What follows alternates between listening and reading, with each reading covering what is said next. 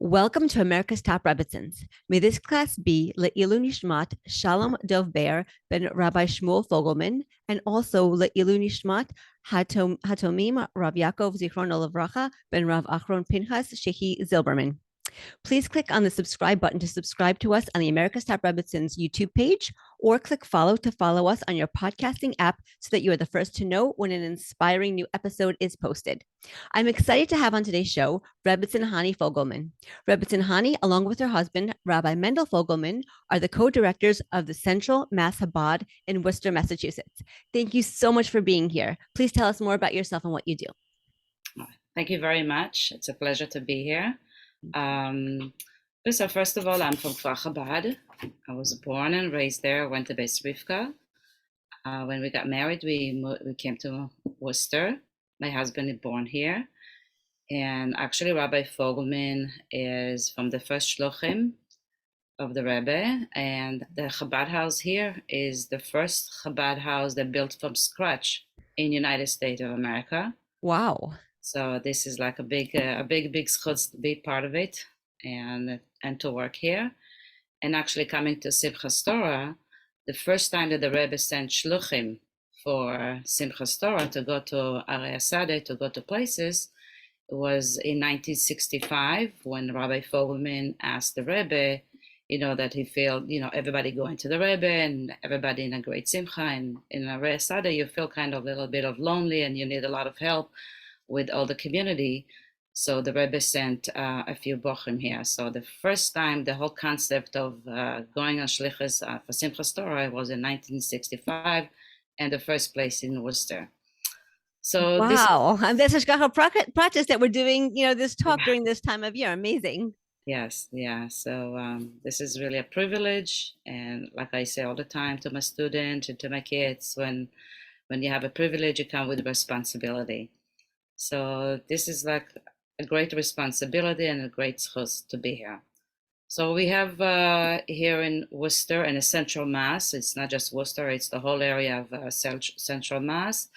So we have a shul that we have 3 times a day, the whole year. This is the only shul that operated every single day in 40 miles. Wow. We have a Hebrew school, and everything that Chabad have classes and Hebrew school and after school program and sitting and the whole thing. Another thing that we have is a kosher takeout. We are the only place that you can get a kosher food ready made. Again, in an hour away, like a 40 miles, which really wow.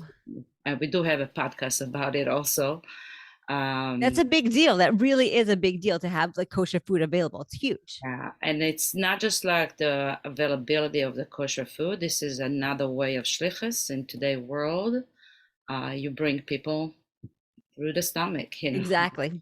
A lot of people today are unaffiliated. I would say like most of them, majority of them are not affiliated anymore. But with good food and kosher food and something like a symbolic, people hear about it, they drive even an hour and they come, and we reach out to Jews that never been in shul.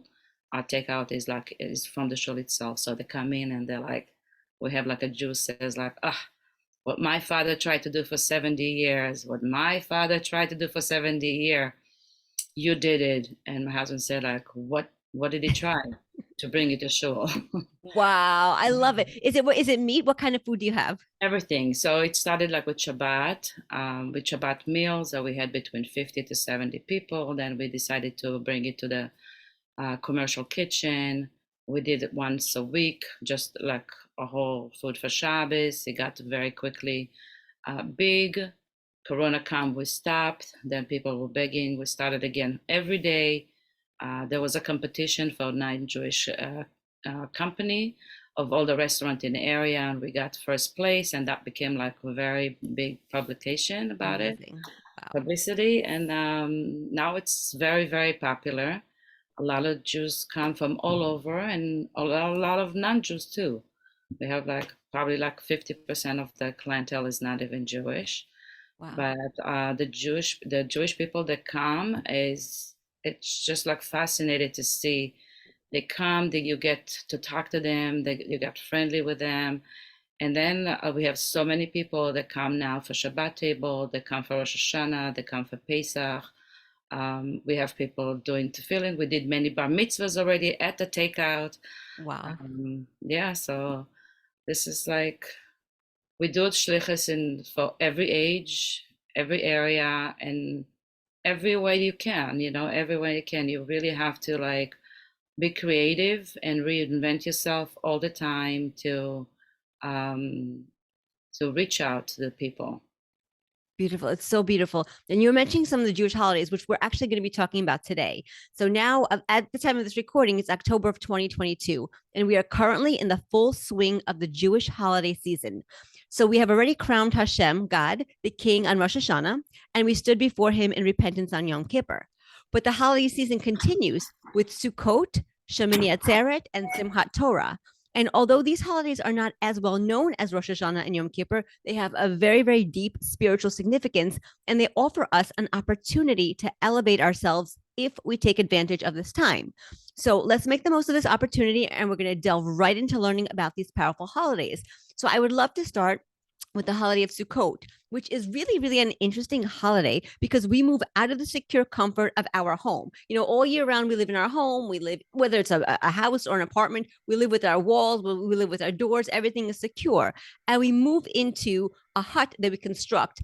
Most of the time, it's in our backyards or in our driveways. In any case, it's outside and it's very flimsy. The roof is made of, it's called schach, but it's branches. It's branches of trees, and the walls are very flimsy. Oftentimes they're made of canvas, and it's really an insecure structure. And we move from our secure house into this insecure sukkah, into in the backyard. The hut is called a sukkah.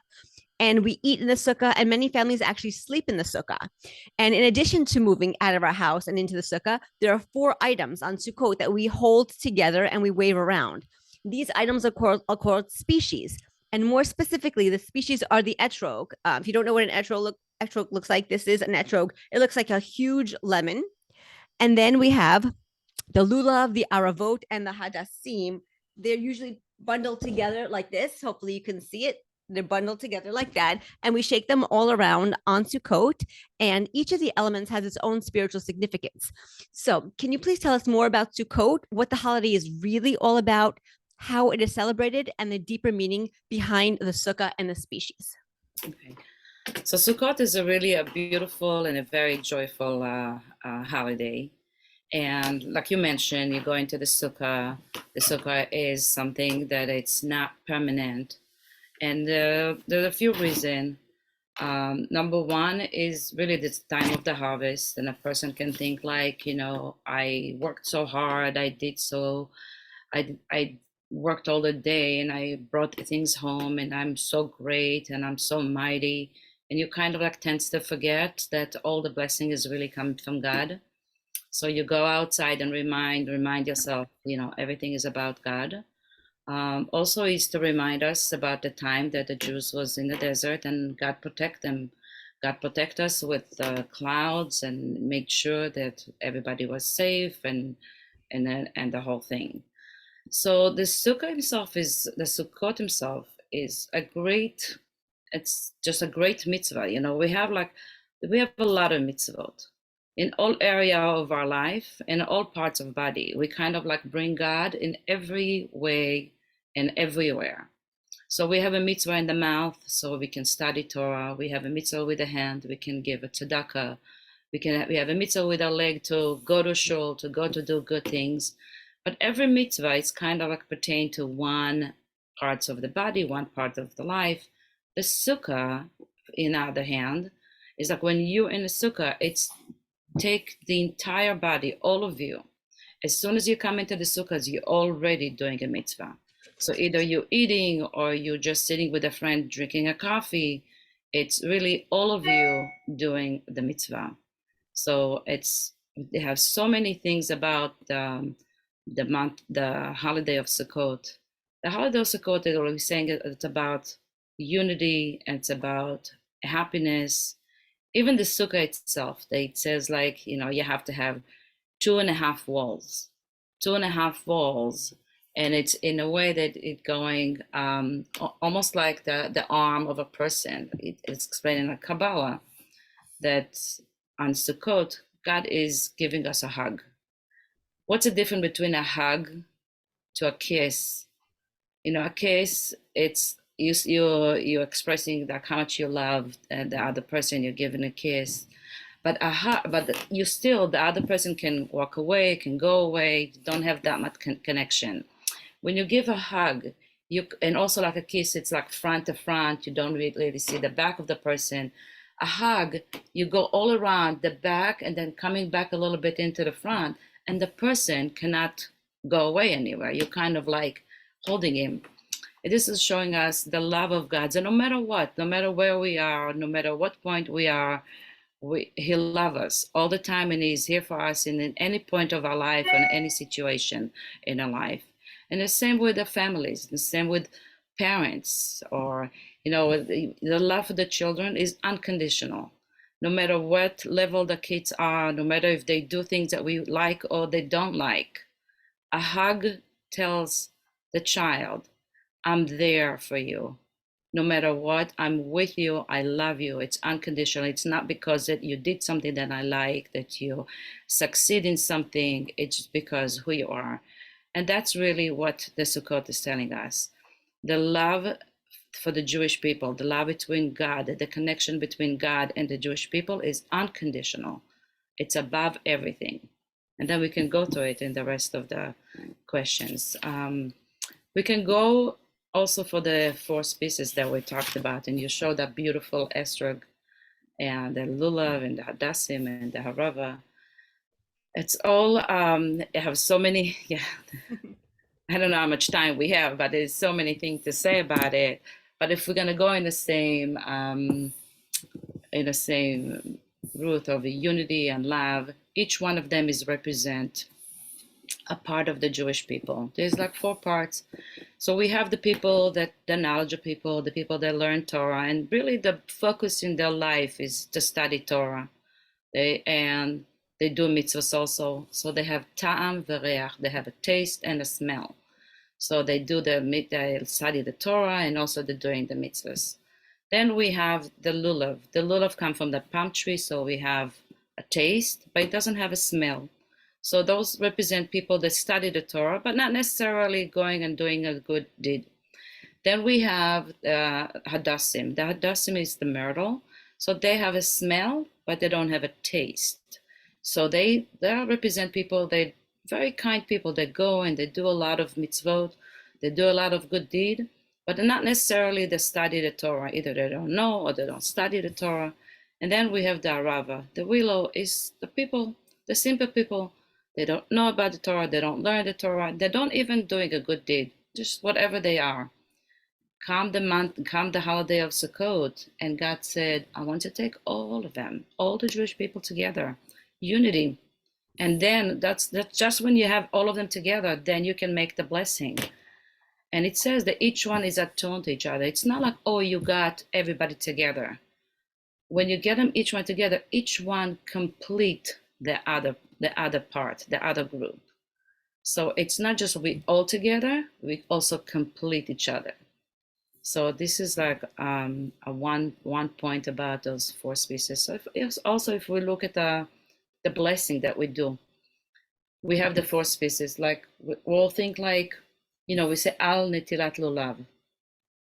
Shouldn't we make the bracha on the esrog?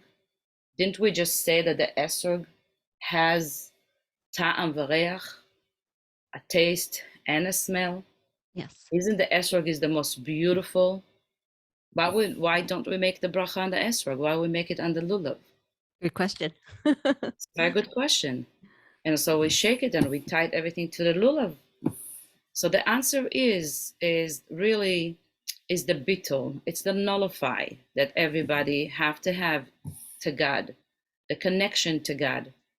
So the simple people, they know that they don't know. They know that they're not perfect, that they know that they still need to work on themselves, and they have that bittul.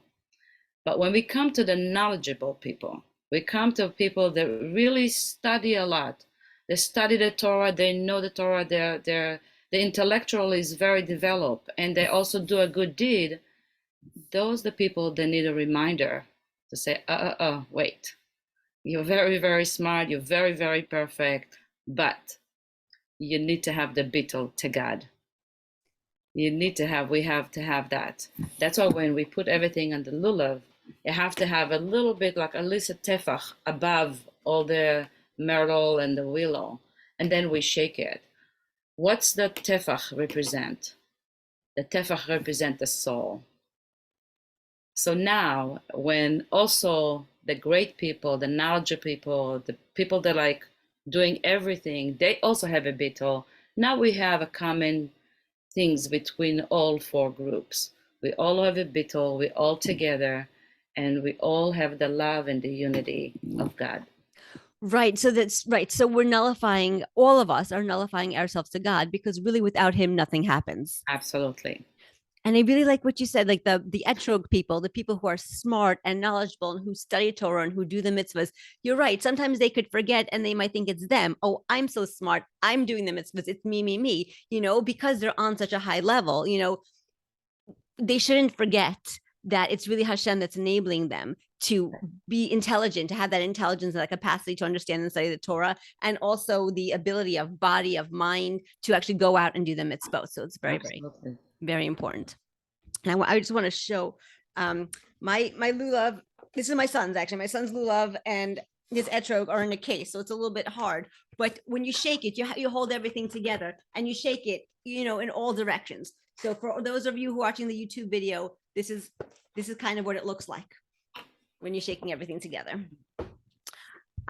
So there are 7 days of the actual Sukkot holiday, but on the 8th day, we celebrate a holiday called Shemini Atzeret. Actually, my son was born on Shemini Atzeret.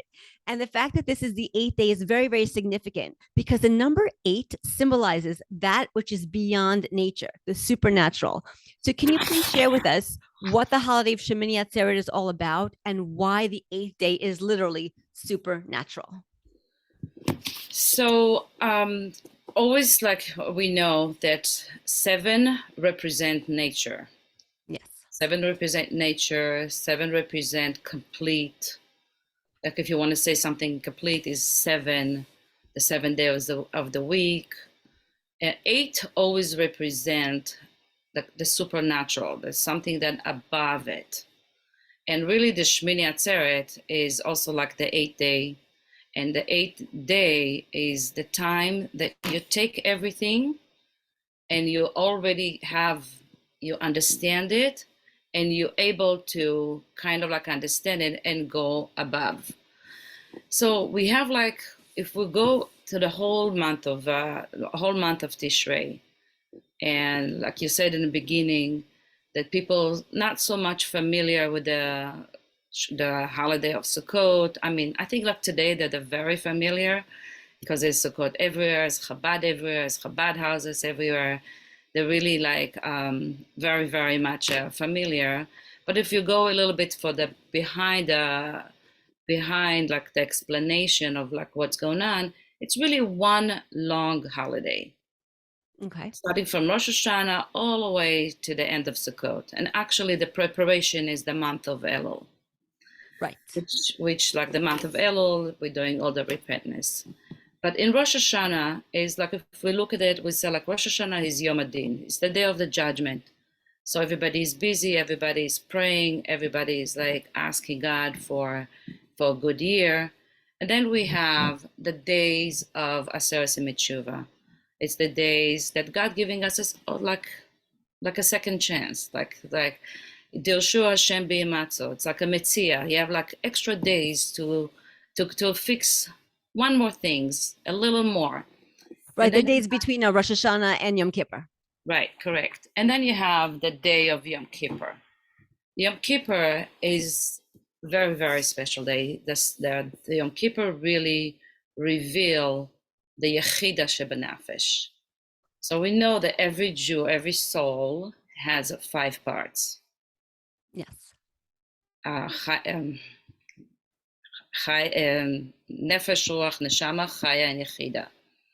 So in every day we daven 3 davening. On Shabbat we daven 4 davening. On Yom Kippur we daven 5. It's the Tfilat Nila, which is against the Yechida Shebanefesh. So Wow. what is really all about on Yom Kippur? And then right from Yom Kippur, we go straight to Sukkot. Like right away, we're going to the holiday of Sukkot.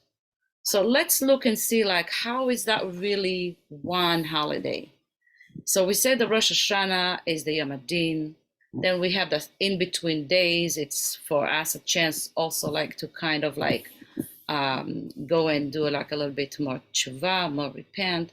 Yom Kippur is really revealing the Yechida Shebanefesh, and that we're going to the rejoice, to the happiness of Sukkot.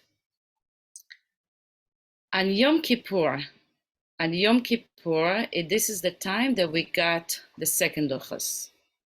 The second 10 commandments. Tabernacle, Yes. right? The second tabernacle.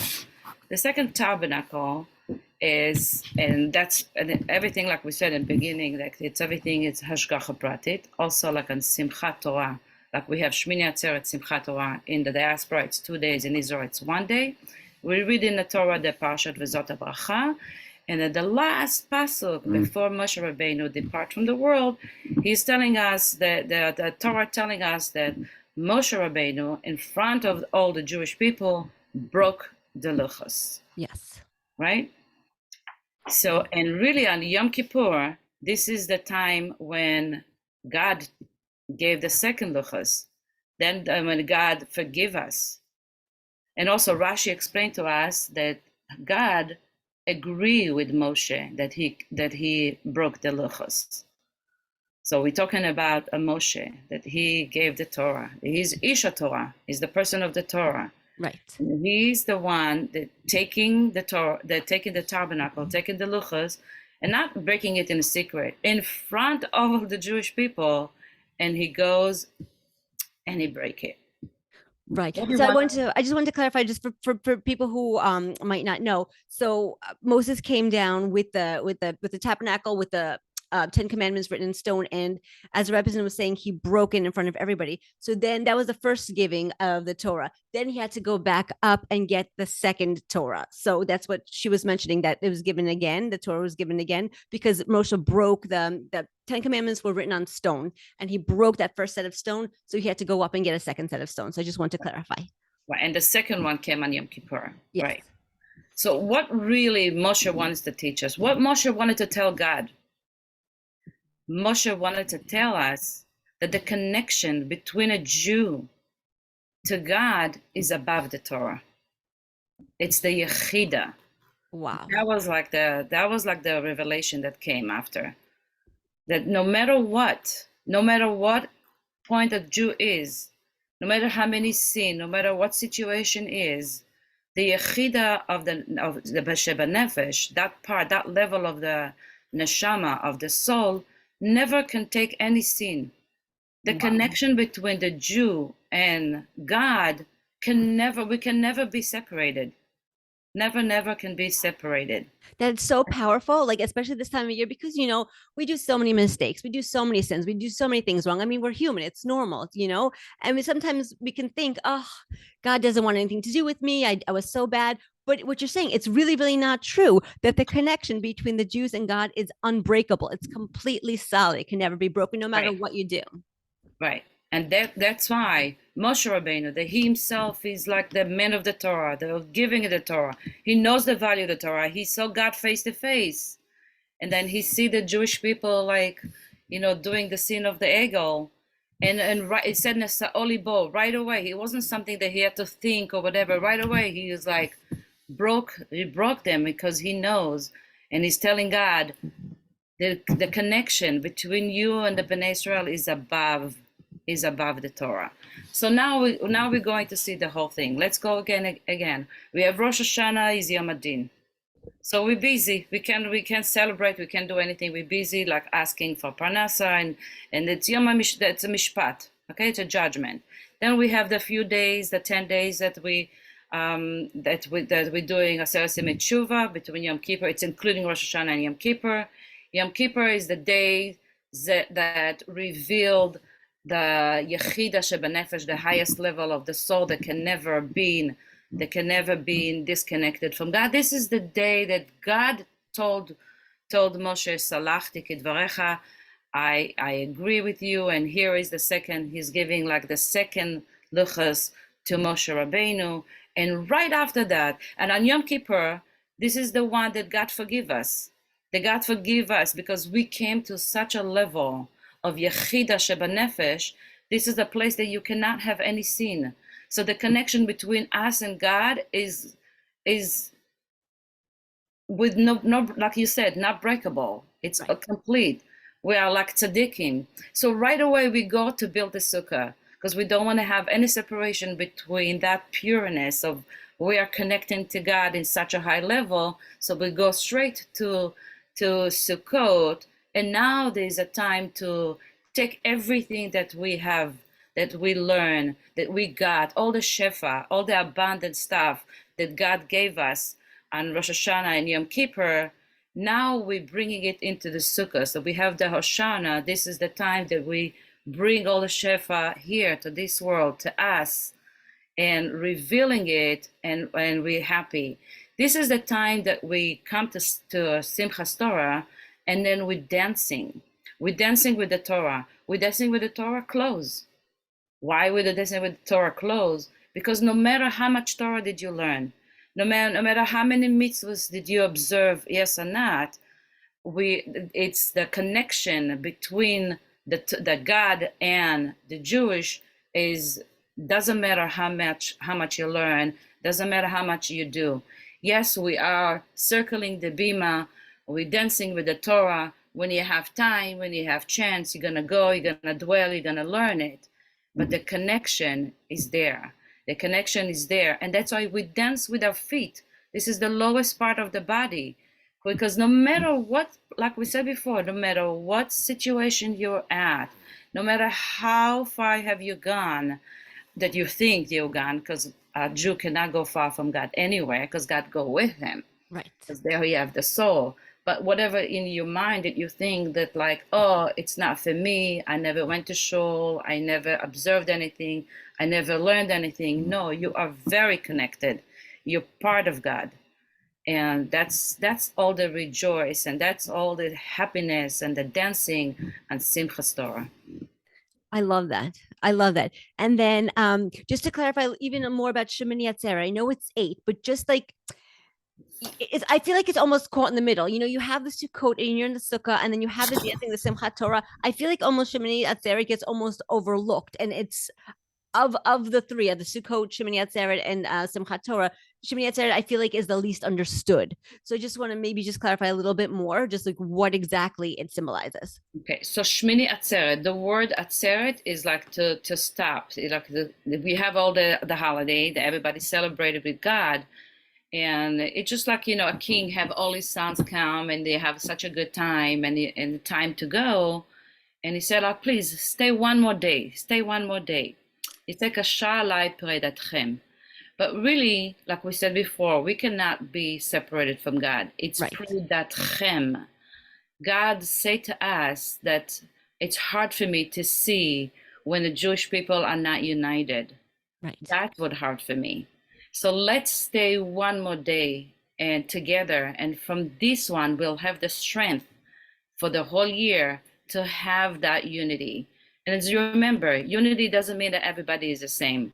Just like we say, we saw the 4 species, that each one is different.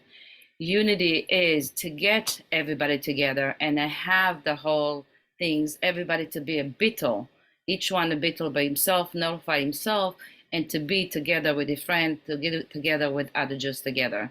So really the Shmini Atzeret is that God wants us to be together, and from this day we take the strength to do it for the rest of the year. I like that. Like Shemini Atzeret, it's such a, the way that you explained it, it's such an important, such an elevated holiday, because from this day, from the day of Shemini Atzeret, Hashem wants to stay with us one more day to give us the strength, to give us the koach for the rest of the year, not just for the rest of the holiday, but for the rest of the year, that the Jewish people should be together, and even more so, that He's always with us. and that connection is unbreakable. So it's amazing. Thank you. So one more question. So the night after Shemini Atzeret, as we were discussing, the night after Shemini Atzeret is another holiday called Simchat Torah. So the Jewish holidays start at night. So that's why I say at night. So as the name suggests, Simchat Torah is a very, very happy holiday. As we mentioned earlier, there's dancing, and the word simcha literally means happiness. So on Simchat Torah, we rejoice because we have completed the annual cycle of Torah reading. So for those who are not familiar, every week in shul, we read up one portion of the Torah. It's called a parsha. We read one parsha every week. On certain weeks of the year, we read two parshas, but most of the time it's only one parsha. So can you please tell us a little bit more about Simchat Torah and also explain why the reading of the Torah isn't completed by Rosh Hashana? Because technically Rosh Hashana is the new year. So you would think, if you were planning it out logically, that the Torah reading should be done on Rosh Hashana, and then we should start again from that point. But we don't. We start reading the Torah again on Simchat Torah. So if you don't mind explaining that would be great. Thank you. I think like we got it before, we talked about like the completing of the Torah is in Simchat Torah. Yes. And the whole happiness is the dancing with the Torah when it's closed. Yes. We say like Rosh Hashana and Yom Kippur, it's very, very busy days. Each one is really busy. They're busy like asking for repenting and asking for themselves for a good year. It's a day of awe. It's really like Rosh Hashana, Yom Kippur, and then coming into the Simchat Torah, which is the peak. Now you take everything and then you dance. And you dance with the Torah clothes. So just also again to represent, to say that no matter what level you are, we all connecting to God, we all connecting to the Torah. The Torah is for everyone. You learn it on your time, you'll make an effort later, but now you're dancing with the Torah, you're happy. It's a complete joy. It's like he said, like even now you're talking about like, just talking about it to say that we are so connected to God, no matter what we did and what we're doing. We always want to strive to do better and to make our relationship better. But the fact that we know the neshama, the essence, the highest part of neshama, the yechid, the shebanefesh, of each one, of all the Jewish together, is connected to God, and it's unbreakable. This is like a great, great simcha and a great joy. And of course, the Torah comes from a very, very high level. It comes it says shashuim, from the joy of God. Yes. But the Jewish people is above it. It's even more above it. Wow. And on Simchat Torah, we all join together. That's beautiful. I love it. Thank you. Thank you so much for explaining those holidays to us. And thank you so much, Rebbetzin Chanie, for joining us on America's Top Rebbetzins. It was really such a pleasure to have you. It was so much fun learning about these holidays. So thank you. And I also want to reiterate that this class was for Le'ilu Nishmat, for Shalom Dov Ber ben Rabbi Shmuel Fogelman, and also Le'ilu Nishmat, Hatamin Rav Yaakov Zichrono Livracha, ben Rav Achron Pinhas, Shehi Zilberman. Thank you so, so much. Thank you very, very much, and have a good Yantav and a happy Yantav and a good year. Thank you. Amen. And you too. Thank you. Thank you very much.